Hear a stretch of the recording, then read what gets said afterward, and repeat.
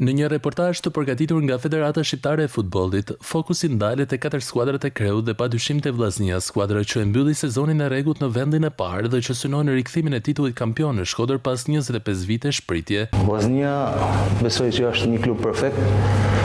Tu fillu te i parit e presidentit, tu fillu te gjithë drejtuesët, tu fillu te trajnerit, te stafit, te lojtarët, te tifozët e mrekullueshëm, te stadiumi i mrekullueshëm, kështu që Vllaznia i ka të gjithë komponentë mjaft mirë për me luftu për trofeun deri në fund. Optimist për objektivin është edhe trajneri Edi Martini, i cili vlerëson forcën dhe nivelin që skuadra ka treguar gjatë gjithë kampionatit. Kemi luajtur më bukur, kemi shënuar shumë, kena bërë lojën më sulmuese se gjithë ekipet e tjera. Kena humbur gola më pak se gjithë ekipet e tjera. Kjo mendoj që është ajo pika fortë që ne kemi pas gjatë. Në reportazhin e Federatës Shqiptare të Futbollit, kapiteni Bekim Balaj e cilëson si përgjegjësi të madhe pritje 25 vjeçare për titullin, ndërsa mesfushori Sherif Kallaku thekson se ka ndjer menjëherë pasionin e jashtëzakonshëm të qytetit për futbollin. Kena ndajt ose ullhesh kampionatit apo në vend parë më shumë se 20 javë, kështu që besoj mjafton për t'tregu që jena skuadra që kena bën. Ky qytet e don shumë futbollin, ky është viti i parë